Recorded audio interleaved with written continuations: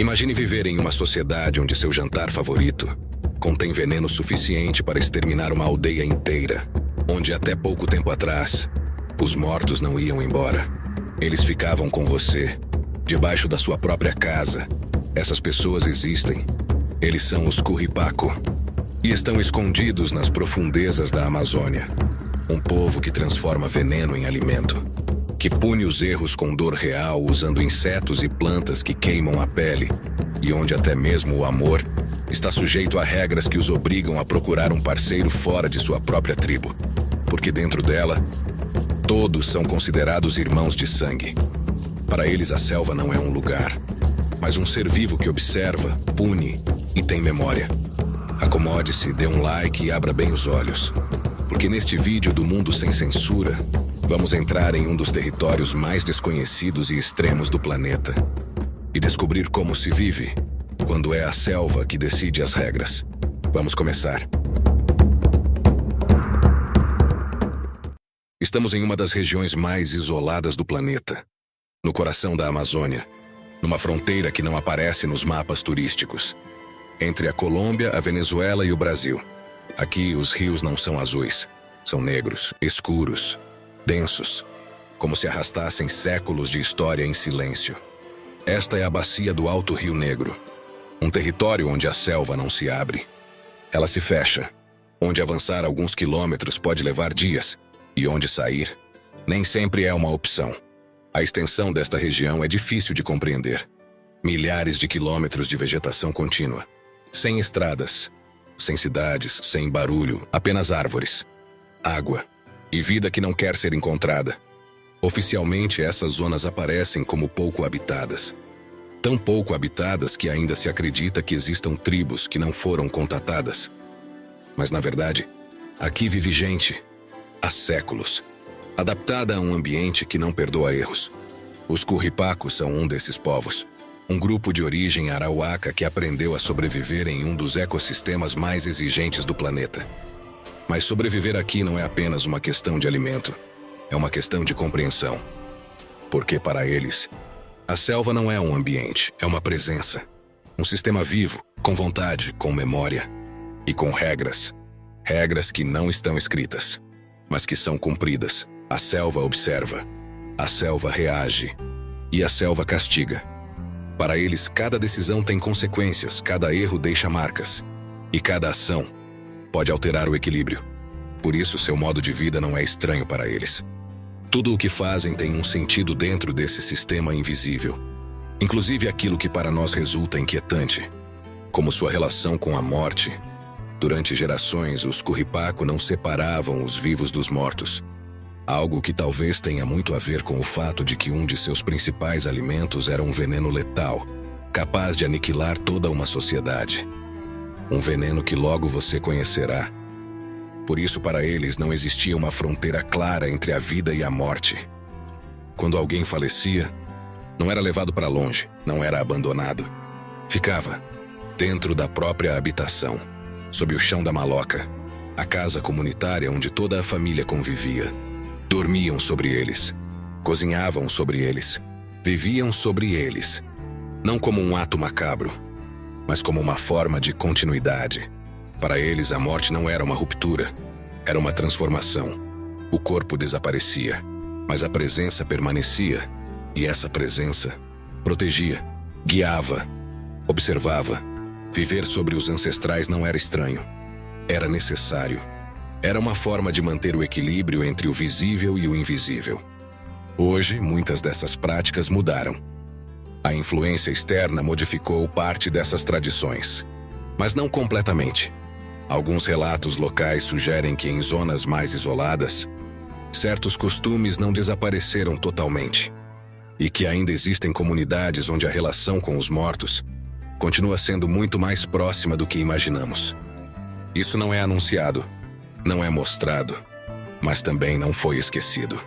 Entender os Quripaqa não é apenas observar o que eles fazem, é tentar compreender por que eles fazem isso. Que tipo de vida leva uma sociedade a conviver com seus mortos? Que tipo de ambiente obriga a desenvolver normas tão distintas? E acima de tudo, o que você estaria disposto a aceitar Se sua sobrevivência dependesse disso. Pensando nisso, conte-nos, de 1 a 10. Quanto você gostaria de viver com os Curripaco? No final do vídeo, veremos se você mantém essa nota. Para entender realmente os Curripaco, não basta observar como eles caçam, como constroem suas casas ou como se alimentam. É preciso ir um passo além e mergulhar na maneira como eles interpretam o invisível, porque, no mundo deles, o que não se vê não é uma ideia abstrata, mas uma presença constante que condiciona a vida cotidiana. Para eles, os espíritos não pertencem ao passado nem a um plano distante, mas fazem parte ativa do presente, influenciando as decisões, a saúde, a sorte e o equilíbrio de toda a comunidade. Dessa perspectiva, a morte não é uma ruptura definitiva, mas uma transformação. O corpo desaparece, mas algo permanece. Algo que conserva intenção, memória e uma certa capacidade de influenciar o entorno. Essa ideia, que para muitos pode ser inquietante, é completamente lógica dentro de um ecossistema onde a vida e a morte estão separadas por uma linha extremamente tênue, e onde qualquer erro pode ter consequências irreversíveis. Por isso, ao longo de gerações, os Curripaco desenvolveram uma relação com seus mortos que não buscava afastá-los, mas integrá-los. Não se tratava de um gesto simbólico, nem de uma tradição isolada, mas de uma forma de manter o equilíbrio entre o visível e o invisível. Viver perto dos ancestrais significava manter sua proteção, sua orientação e sua experiência dentro do grupo, como se sua presença continuasse sendo útil mesmo após a morte. Essa forma de entender o mundo não nasce do mistério, mas da necessidade. Em um ambiente como a Amazônia, onde o perigo pode surgir a qualquer momento e onde a natureza não oferece segundas chances, desenvolver uma percepção mais ampla da realidade pode fazer a diferença entre sobreviver ou desaparecer. Por isso, muitas de suas crenças não são vividas como algo espiritual no sentido ocidental, mas como parte de uma lógica prática adaptada ao seu ambiente. Com o passar do tempo, e especialmente a partir do contato com o mundo exterior, essa relação vem mudando. A chegada de missionários e novas formas de pensamento introduziram uma visão diferente sobre a vida, a morte e o além, o que levou muitas comunidades a modificar suas práticas funerárias e adotar sistemas mais próximos dos cemitérios que conhecemos hoje. No entanto, essa mudança não foi total. Embora as formas tenham evoluído, o fundo permanece. Em muitas comunidades, a presença dos ancestrais continua sendo uma realidade aceita, algo que não é questionado, mas respeitado. Os relatos sobre sonhos, sinais ou decisões influenciadas por aqueles que já não estão mais presentes continuam fazendo parte da vida cotidiana, integrando-se naturalmente aos elementos modernos, sem gerar conflito. Essa convivência entre tradição e mudança cria uma das grandes contradições dos Curripaco. Por um lado, eles adotam práticas externas. Por outro, mantêm uma visão de mundo profundamente enraizada em sua história e em seu entorno. Não é uma cultura parada no tempo, mas uma cultura que se adapta sem perder sua essência. E é precisamente nessa adaptação que surge um dos aspectos mais surpreendentes de sua vida cotidiana. Pois, embora mantenham uma relação tão complexa com a morte, sua sobrevivência depende de algo igualmente extremo.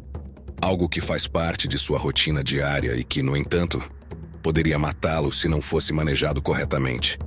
Um alimento básico, um recurso indispensável e, ao mesmo tempo, um dos venenos mais potentes que existem.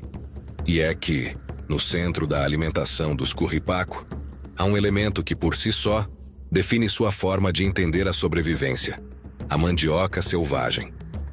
À primeira vista, essa raiz não parece diferente de qualquer outro alimento que se possa encontrar na selva, mas esconde uma característica que a torna algo extraordinário. Ela contém compostos capazes de liberar cianeto, uma substância considerada um dos venenos mais potentes do mundo.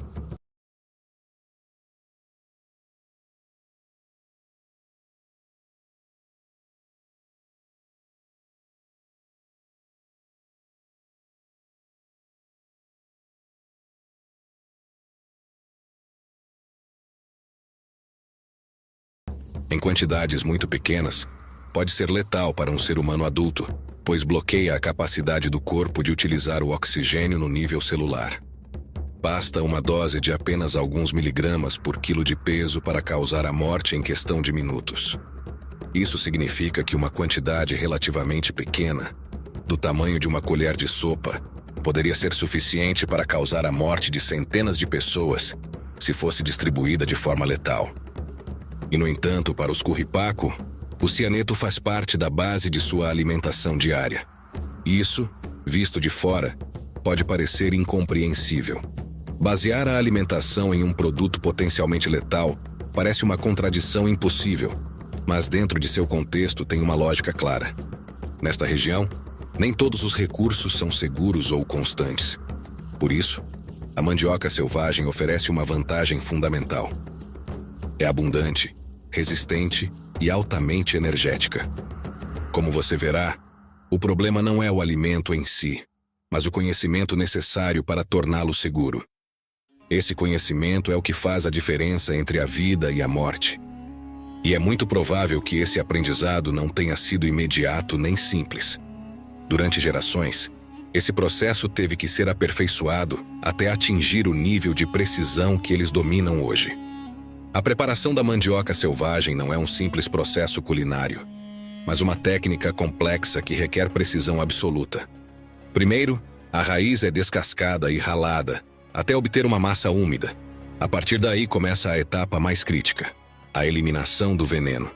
Para isso, utilizam o tipiti, uma espécie de prensa tecida que permite extrair o líquido tóxico por meio de pressão constante. Este líquido não é um resíduo qualquer. É o veneno ativo que deve ser eliminado por completo. Se parte desse conteúdo permanecer na massa, o resultado pode ser fatal. Por isso, o processo continua com a secagem e a torrefação da mistura, transformando-a em uma farinha conhecida como manioco, que somente nesse ponto é segura para o consumo. Todo esse procedimento não admite erros. Não há margem para improvisação nem para falta de experiência. Cada etapa deve ser executada com precisão. E esse conhecimento é transmitido desde a infância como uma questão de sobrevivência, não como uma simples tradição.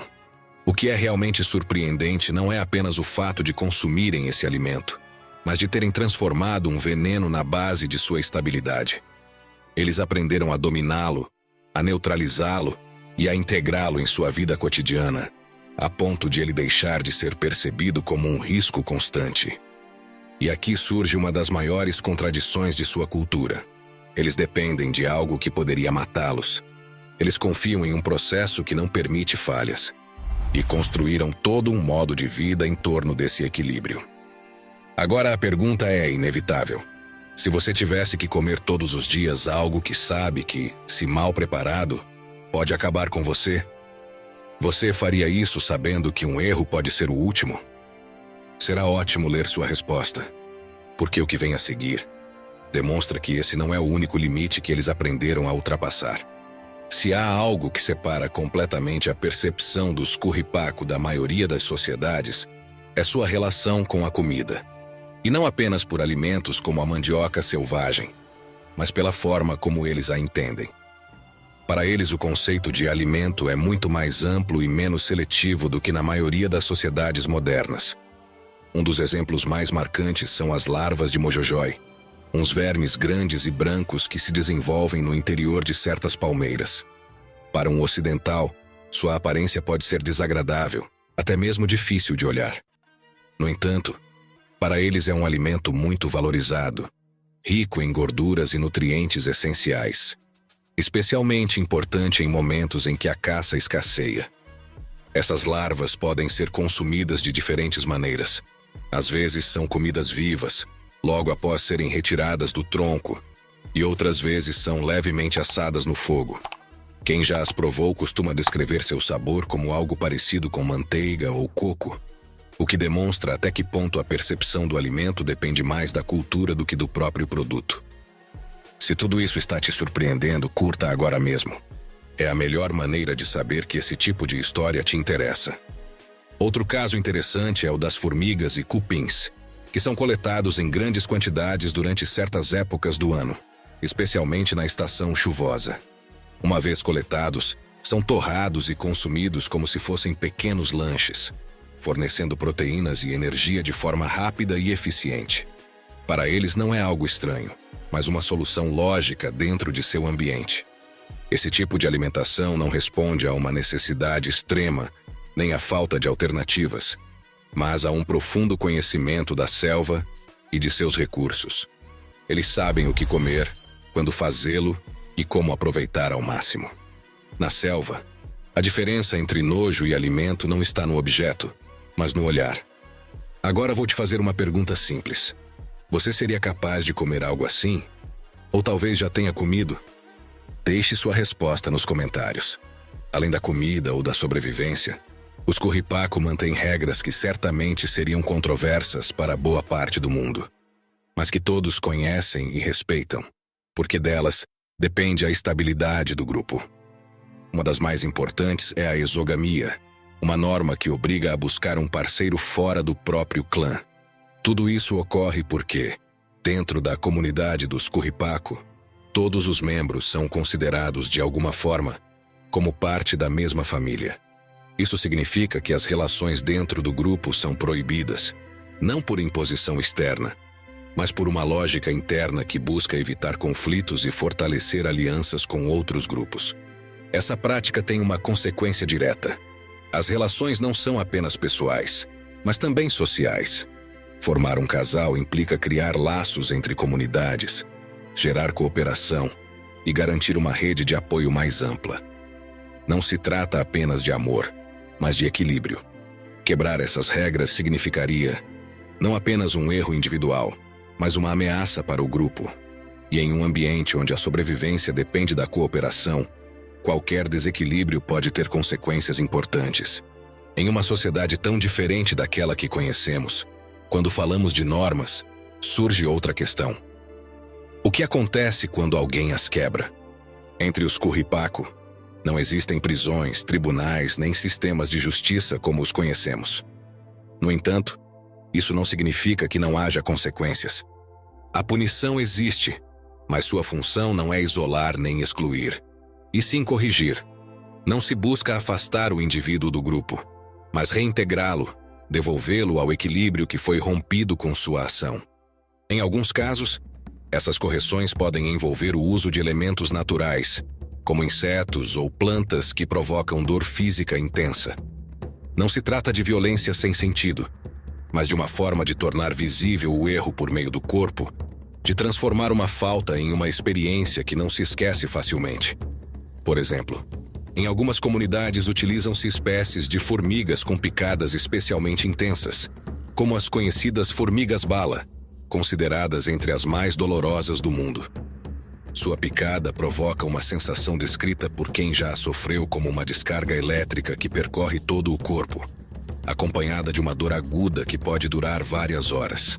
Em outros casos, também são utilizadas formigas maiores ou substâncias vegetais que causam irritação extrema na pele, produzindo ardência, inflamação e uma coceira quase impossível de ignorar.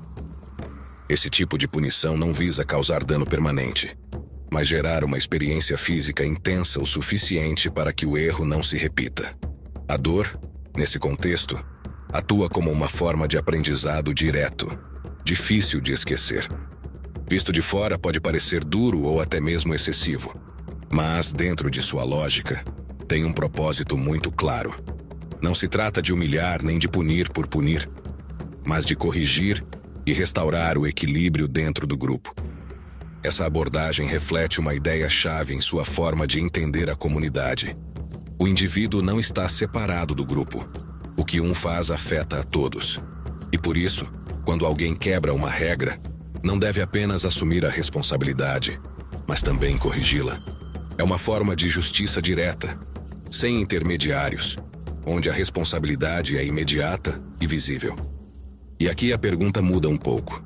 Você deixaria que formigas-bala o picassem para restaurar o equilíbrio? Gostaríamos de saber sua opinião. Para entender completamente a vida dos Quripaqa, é preciso observar o lugar onde tudo acontece. Não é apenas selva.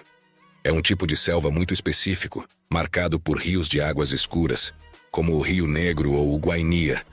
cuja cor escura não se deve à poluição, mas à decomposição de matéria vegetal ao longo de séculos. Essas águas são ácidas, pobres em nutrientes e, em muitos casos, menos favoráveis à vida do que outros rios amazônicos. Isso significa que a pesca é mais limitada e que a obtenção de alimento exige mais conhecimento e esforço. Não é um ambiente generoso. É um ambiente que obriga a uma adaptação constante. Deslocar-se por aqui também não é fácil. Não há caminhos. Não há estradas. Tudo depende de canoas esculpidas à mão, correntes imprevisíveis e uma orientação baseada na memória do território. Um erro de direção não significa se perder por algumas horas, mas por dias, ou até mesmo não voltar. E, no entanto, para eles, esse ambiente não é hostil. É o lar. Eles conhecem cada som, cada mudança na água, cada sinal da floresta. Sabem quando um rio está mudando, quando um animal se aproxima ou quando uma tempestade está prestes a começar. Não porque estudem isso, mas porque vivem isso. Uma das curiosidades mais marcantes é que, em muitas áreas desses rios negros, há menos mosquitos do que em outras partes da Amazônia devido à acidez da água. Algo que, em um ambiente tão hostil, se torna uma vantagem inesperada. Esse equilíbrio constante entre dificuldade e adaptação define seu modo de vida. Eles não dominam a selva, eles se adaptam a ela. E é isso que lhes permite permanecer ali. Durante séculos, os Curripaco viveram praticamente isolados do mundo exterior. Seu conhecimento, suas normas e seu modo de vida se desenvolveram sem interferências, adaptando-se exclusivamente às exigências da selva. Mas essa situação começou a mudar a partir do século XX. A chegada de missionários, especialmente figuras como Sophia Müller, marcou um importante ponto de inflexão. Por meio da evangelização, muitas comunidades começaram a adotar novas crenças, novas normas e novas formas de entender o mundo. Esse processo não foi imediato nem uniforme. Algumas comunidades aceitaram essas mudanças mais rapidamente, enquanto outras as integraram parcialmente ou as combinaram com suas próprias tradições. O resultado não foi uma substituição total, mas uma mistura cultural complexa. Hoje em dia, é possível encontrar comunidades Curripaco onde coexistem elementos cristãos com crenças ancestrais, onde se fala de Deus, mas também de espíritos, onde se utilizam cemitérios, mas continua-se a respeitar profundamente a presença dos ancestrais. Essa dualidade não é uma contradição para eles, é uma adaptação. Eles aprenderam a integrar o novo sem eliminar o antigo, criando uma identidade que não é completamente tradicional nem completamente moderna. No entanto, esse contato também trouxe consequências. Mudanças na alimentação, na organização social e na relação com o território alteraram parte de seu equilíbrio original. Não de forma total, mas o suficiente para transformar certos aspectos de sua vida. E mesmo assim, o mais surpreendente é que, apesar de tudo, muitas de suas bases permanecem intactas. Porque há coisas que não se abandonam facilmente, especialmente quando funcionaram durante séculos. Hoje os Curripaco continuam existindo, não como uma imagem congelada no passado, mas como uma comunidade viva que se adapta, muda e evolui, mas que, ao mesmo tempo, conserva uma parte essencial de sua identidade. Eles vivem em aldeias organizadas, construídas com materiais da própria selva, em torno de espaços comuns onde se desenrola a vida cotidiana. Continuam pescando, cultivando e utilizando o conhecimento que herdaram de geração em geração. Muitos falam sua língua original, de origem arauáca, enquanto outros também dominam o espanhol ou o português, dependendo da região. Essa capacidade de transitar entre dois mundos é uma das chaves de sua sobrevivência atual. Mas o mais interessante não é o que mudou, é o que permanece. Porque, embora algumas práticas tenham desaparecido ou se transformado, outras continuam presentes, às vezes de forma visível, e outras de maneira mais discreta. Alguns pesquisadores e testemunhos locais sugerem que em zonas mais remotas, onde o contato com o exterior é mínimo, certas tradições antigas poderiam continuar existindo. Não de forma generalizada, mas sim como parte de comunidades mais isoladas. Isso nem sempre é documentado, Nem sempre é mostrado, mas também não pode ser descartado. E isso leva a uma última reflexão. Porque quando falamos dos Quripaqa, não falamos apenas de uma cultura diferente. Falamos de uma forma de entender a vida que resistiu durante séculos em um dos ambientes mais exigentes do planeta. Um modo de vida em que cada decisão tem consequências reais, onde o conhecimento não é teoria, mas sim sobrevivência. Agora, depois de tudo o que você viu, de 1 a 10, que nota você daria à vida dos Quripaqa? Você mantém a nota? Ou ela mudou? Deixe sua opinião nos comentários. E se você chegou até aqui, deixe um like. Porque entender realidades como essa não é apenas vê-las, é tentar compreendê-las. Por isso, não perca o vídeo que vem a seguir para continuar explorando o mundo conosco. Nos vemos lá.